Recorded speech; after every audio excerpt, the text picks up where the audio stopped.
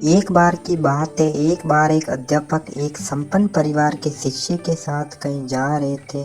तो उस शिष्य को कुछ मजाक सूझी, क्योंकि उसको रास्ते में गरीब मजदूर के जूते दिखाई दिए। उसने अध्यापक से कहा, गुरुजी, अगर हम इन जूतों को छुपा दे तो कैसा होगा?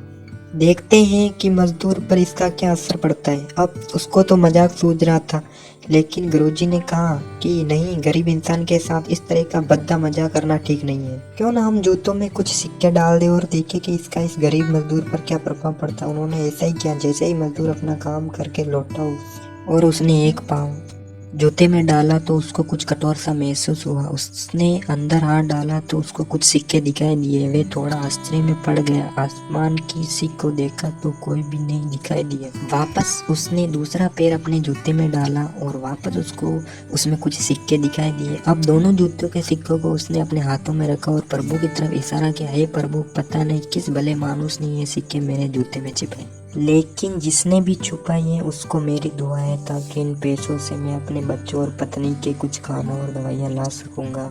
और इतना बोलकर वह चला गया। इस बात को शिष्य और अध्यापक दोनों सुन रहे थे। अब अध्यापक ने शिष्य से पूछा कि अब तुम मुझे बताओ कि तुम्हें कैसा महसूस हुआ, तुम्हारी पहले वाली मजाक या मेरा ये तरीका?